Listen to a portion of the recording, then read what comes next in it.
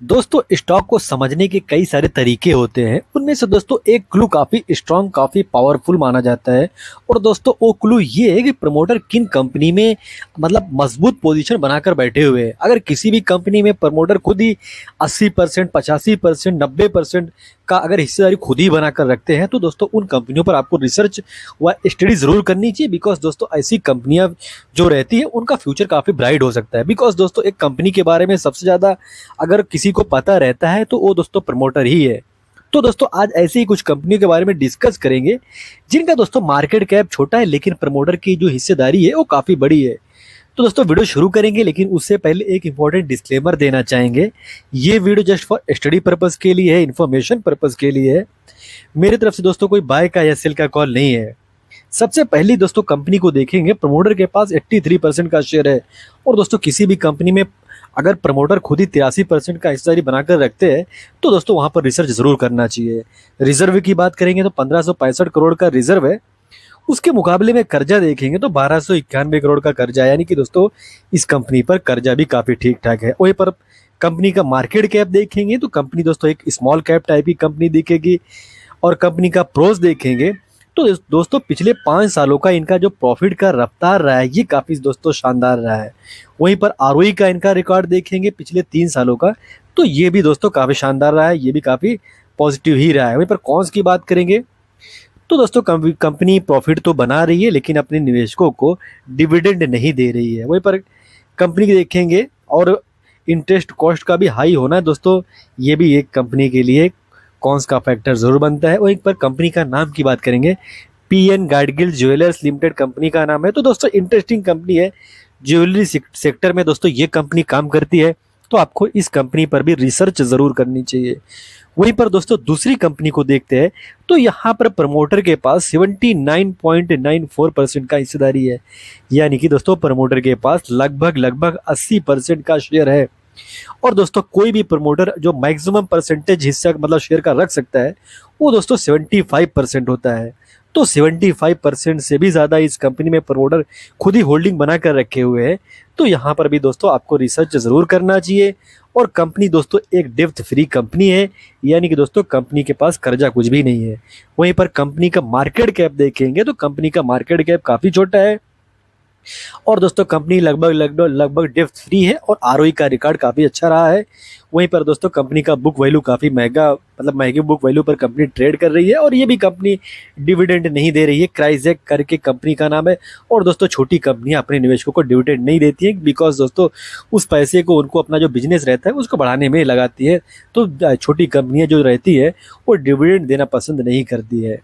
और दोस्तों अगली कंपनी को देखेंगे तो यहाँ पर भी जो प्रमोटर है उनके पास लगभग 80% का शेयर है। तो दोस्तों आपको इस कंपनी पर भी रिसर्च करना चाहिए। और इस कंपनी में भी देखेंगे कर्जे के मुकाबले में रिजर्व काफी शानदार है। मार्केट कैप कंपनी का इसका भी काफी छोटा है।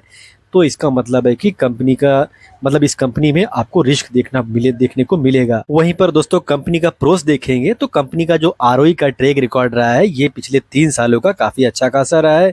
वहीं पर दोस्तों अगर आप और भी देखेंगे जो वर्किंग कैपिटल रिक्वायरमेंट्स है वो भी दोस्तों रिड्यूस हुआ है। जो पहले 77.1 डेज हुआ करता था वो अभी 48.2 डेज हो चुका है। यानी कि दोस्तों जो वर्किंग कैपिटल रिक्वायर्ड डेज है उसका भी रिड्यूस होना एक कंपनी के लिए प्रोस की बात जरूर बन जाती है। वहीं पर कॉन्स की बात करेंगे दोस्तों इस कंपनी का बुक वैल्यू देखेंगे तो काफी महंगे बुक वैल्यू पर ट्रेड कर रही है। और ये भी कंपनी डिविडेंड नहीं दे रही है। तो ये भी दोस्तों एक कॉन्स की बात जरूर है। और यूनिमेश एरोस्पेस कंपनी का नाम है। और दोस्तों एरोस्पेस सेक्टर इंडिया का ग्रोविंग सेक्टर है, उस सेक्टर में ये कंपनी काम कर रही है।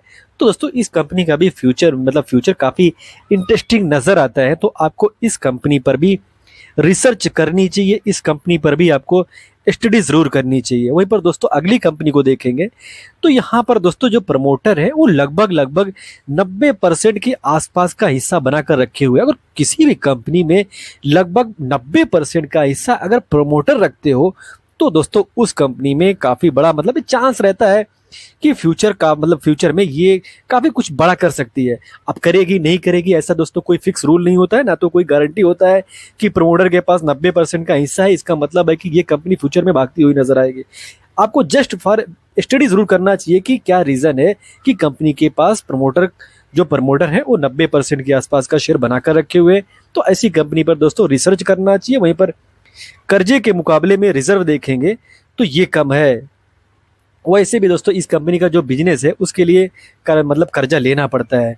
मार्केट कैप कंपनी का देखेंगे काफ़ी बड़ा दिखेगा, और कंपनी का डेप्टर डेज देखेंगे ये इंप्रूव हुआ है। जो पहले 306 दिन हुआ करता था वो भी घट कर दोस्तों 85.3 डेज हुआ है। तो ये प्रॉस की बात बन जाता है। कॉन्स की बात करेंगे तो कंपनी दोस्तों महंगे बुक वैल्यू पर काम कर रही है, और ये भी दोस्तों कंपनी डिविडेंड नहीं दे रही है। और कंपनी का नाम की बात करें, NTPC green energy limited company का नाम है। सॉलिड कंपनी है, सॉलिड बिजनेस है और फ्यूचरिस्टिक दोस्तों कंपनी है। मार्केट में दोस्तों लिस्ट हुई थी ये कंपनी, तो लिटरली चारों तरफ तहलका मचाई हुई दिख रही थी। तो इंटरेस्टिंग कंपनी है दोस्तों, आपको इस पर भी रिसर्च करना चाहिए, लेकिन ये जानना चाहिए कि कंपनी का मार्केट कैप काफ़ी विशाल हो चुका है। वहीं पर दोस्तों अगली कंपनी को देखेंगे तो प्रमोटर के पास यहाँ पर 82% का हिस्सा है, और इस कंपनी में देखेंगे रिजर्व के मुकाबले में कर्जा कम है। तो ये एक अच्छी बात ज़रूर बनती है, और कंपनी का मार्केट कैप काफ़ी छोटा है। और प्रोज की बात करेंगे तो आरओई का रिकॉर्ड इस कंपनी में भी अच्छा है, और ये भी कंपनी दोस्तों अपने निवेशकों को डिविडेंड नहीं दे रही है। सैगल इंडिया कंपनी का नाम है, और दोस्तों एक इंटरेस्टिंग कंपनी है, एक इंटरेस्टिंग बिजनेस में इन्वॉल्व होती हुई नजर आई है। तो आपको इस कंपनी पर भी रिसर्च करना चाहिए। आप कंपनी को देखेंगे, जैसे स्ट्रक्चर जो प्रोजेक्ट्स होते हैं, जैसे आप देखेंगे रोड में दोस्तों इनका बिजनेस है, फ्लाईओवर जो रहता है वो बनाती है, ब्रिजेस जो होते हैं वो बनाती है। और कुल मिलाकर दोस्तों जैसे जैसे कोई भी नेशन ग्रो करेगा तो इस जो ये डिमांड है रोड बनाने का, ब्रिजेस बनाने का, फ्लाईओवर बनाने का, वो बढ़ता ही नजर आता है। तो उसमें भी दोस्तों इंडिया अभी ग्रोइंग फेस में है। ऐसे में दोस्तों इस सेक्टर में अगर कोई अच्छा खासा काम कर रही है तो और भी कंपनियां हैं, दिग्गज कंपनियां हैं, लेकिन छोटी अगर कंपनी कोई देखता है तो उसको दोस्तों इस कंपनी पर रिसर्च जरूर करनी चाहिए। साइकिल इंडिया लिमिटेड, इस कंपनी पर उसको स्टडी जरूर करनी चाहिए। वहीं पर दोस्तों अगली कंपनी को देखेंगे, प्रमोटर के पास इस कंपनी में 78.95% का ह्यूज शेयर का, मतलब काफी ह्यूज शेयर का जो होल्डिंग है वो खुद ही बनाकर बैठे हैं। तो यहाँ पर भी आपको रिसर्च करना चाहिए, स्टडी करना चाहिए। रिजर्व के मुकाबले में कर्जा देखेंगे इस कंपनी में कम है, तो ये एक अच्छी बात बन जाती है। कंपनी का मार्केट कैप देखेंगे तो दोस्तों एक स्मॉल कैप टाइप की कंपनी है, आपको इस पर भी रिसर्च करना चाहिए। प्रोज आप देख सकते हैं, इस कंपनी में प्रोज भी आपको दिखेगा। अगर कॉस्ट भी देखने जाएंगे तो कॉस्ट भी दिखेगा। तो दोस्तों एक इंटरेस्टिंग कंपनी नजर आती है, ऑस्क ऑटोमोटिव कंपनी का नाम है। वहीं पर दोस्तों अगली कंपनी को देखेंगे, प्रमोटर के पास तो काफी बड़ी हिस्सेदारी आपको देखने को मिलेगी। रिजर्व देखोगे तो काफी शानदार है, उसके मुकाबले में कर्जा देखोगे तो काफी कम है। तो छोटी कंपनी के लिए दोस्तों अगर रिजर्व के मुकाबले में कर्जा कम है तो ये एक अच्छी बात जरूर बन जाती है। अगर दोस्तों कंपनी को देखोगे तो कंपनी लगातार अपना जो कर्जा है उसको कम करती हुई दिख रही है, और दोस्तों लगभग कंपनी ये डेब्ट फ्री हो चुकी है। और कंपनी का जो प्रॉफिट का रफ्तार रहा है पिछले 5 सालों का, वो काफ़ी दोस्तों इम्प्रेसिव रहा है। वहीं पर दोस्तों कॉन्स की बात करेंगे तो कंपनी काफ़ी महंगे बुक वैल्यू पर ट्रेड कर रही है, और ये भी कंपनी दोस्तों डिविडेंड नहीं दे रही है। और दोस्तों इनका जो अर्न हुआ है पिछले कुछ सालों में, उसमें से 259 करोड़ जो रहा है वो अदर इनकम, मतलब अदर बिजनेस से इनकम आया है।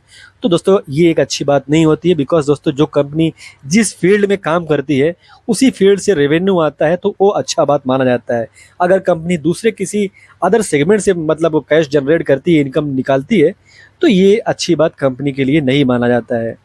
और कंपनी का नाम की बात करेंगे दोस्तों, कंपनी का नाम आदित्य इन्फोटेक लिमिटेड है, और काफ़ी इंटरेस्टिंग कंपनी, काफ़ी मतलब अच्छी खासी कंपनी है। और जो ये जो सिक्योरिटी सर्विलांस होता है उसमें दोस्तों ये कंपनी काम करती है।